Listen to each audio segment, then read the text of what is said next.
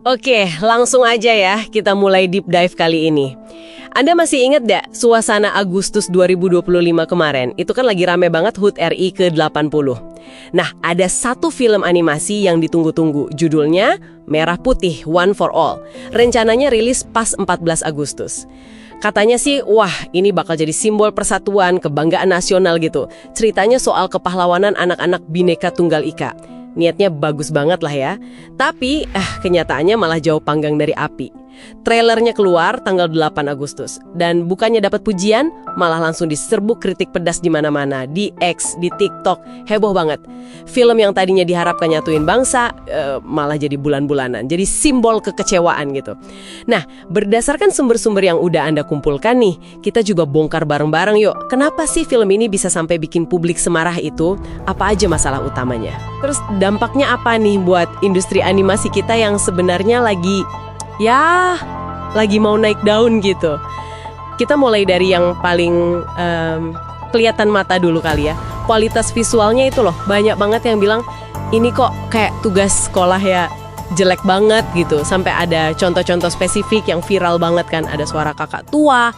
Oh iya, yang itu ya. Betul, yang suaranya malah mirip monyet, aneh banget kan? Terus ada lagi penampakan senjata AK-47 di film anak-anak. Itu juga, kok bisa gitu ya? Agak janggal aja rasanya. Animasinya juga kaku, nggak luwes. Sampai ada loh dari kalangan animator profesional yang nyebut ini, bahasanya kasar sih, aib yang menjijikkan. Waduh, bahasanya tajam banget ya. Kajem.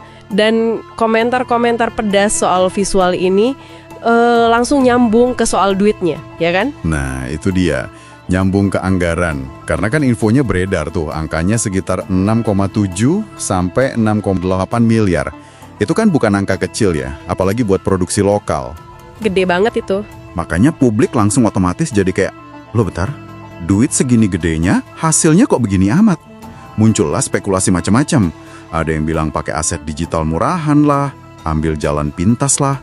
Ini menarik sih, karena nunjukin gimana audiens sekarang tuh nggak cuma nonton doang. Mereka nuntut transparansi, nuntut akuntabilitas. Apalagi kalau angkanya fantastis gitu. Mereka jadi kayak auditor dadakan gitu, ngawasin. Iya, bener banget. Tuntutan transparansi ini kerasa banget. Nah, ditambah lagi muncul isu lain soal waktu produksi. Katanya sih ngebut banget ya. Produksi dimulai Juni 2025, target tayang Agustus di tahun yang sama. Wah, Juni ke Agustus? Itu. Untuk animasi 70 menit loh. Iya, itu sih kedengerannya kayak kerja Rodi ya, super mepet. Makanya ada ungkapan yang viral itu, selesai nggak selesai pokoknya dikumpulkan. Itu kan kayak ngonfirmasi kecurigaan orang ya. Betul, kesannya jadi proyek ini tuh oportunistik aja. Pokoknya ngejar momen HUT RI, kualitas nomor sekian. Gitu kan kesannya? Iya, kesannya jadi gitu. Dan situasinya ini makin keruh gara-gara respon produsernya sendiri, Pak Toto Sugriwur itu. Komentarnya di media sosial yang bilang, senyumin aja, komentator lebih pandai. Itu loh. Oh, yang itu ya? Sempat ramai juga kan? Ramai banget. Niatnya mungkin mau nenangin diri atau gimana ya, tapi publik ngelihatnya beda. Malah dianggap arogan. Akibatnya jadi fatal. Fokus kritik yang tadinya cuma ke filmnya, jadi geser nyerang ke personal pembuatnya. Ini contoh klasik sih, gimana respon defensif di era medsos gini bisa jadi bumerang. Manajemen krisisnya kurang pas gitu. Iya benar. Dan kita perlu ingat juga nih ya, reaksi publik yang segitu kerasnya itu bukan terjadi di ruang hampa loh.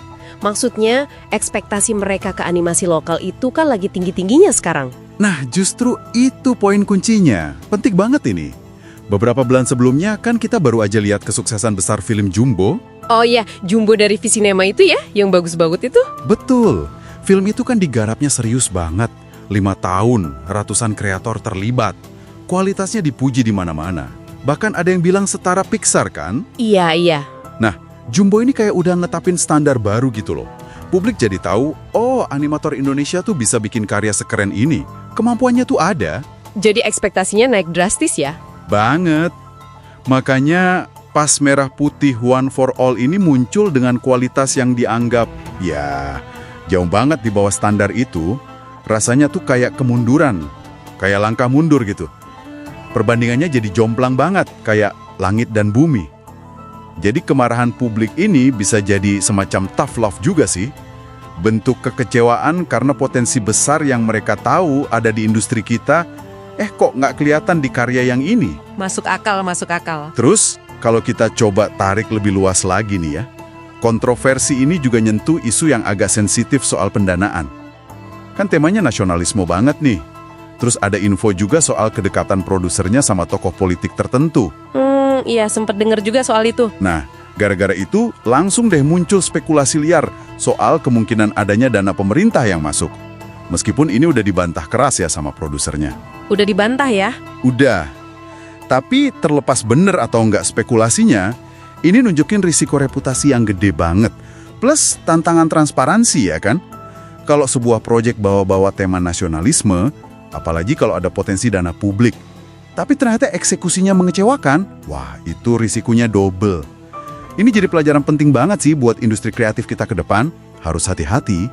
Oke, jadi coba kita rangkum sedikit ya buat Anda di rumah. Intinya ada sebuah film animasi, niat awalnya bagus banget, mulia, mau ngerayain persatuan bangsa lewat cerita anak-anak. Tapi akhirnya malah jadi pusat kontroversi nasional. Kenapa? Karena kombinasi maut kayaknya. Kualitas visualnya dianggap parah, anggarannya fantastis tapi hasilnya dipertanyakan.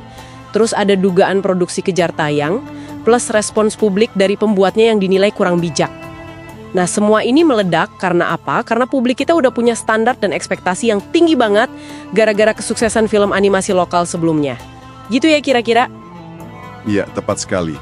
Ujung-ujungnya ini soal kepercayaan, soal kualitas, dan soal akuntabilitas. Itu intinya. Apalagi ini kan pakai judul merah putih, pakai tema nasionalisme yang kuat banget. Itu kayak pedang bermata dua jadinya.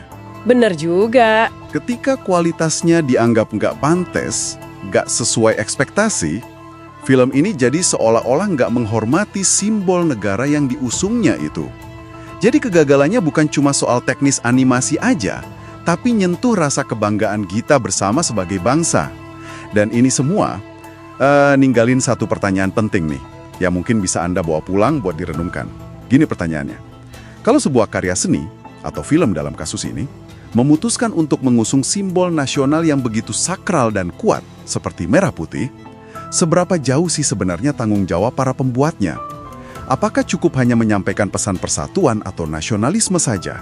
Atau mereka juga punya kewajiban moral, kewajiban artistik, untuk memastikan bahwa kualitas karya yang mereka hasilkan itu, ya setidaknya setaralah dengan kehormatan simbol yang mereka pinjam namanya itu. Nah, itu mungkin sesuatu yang menarik untuk Anda pikirkan lebih lanjut.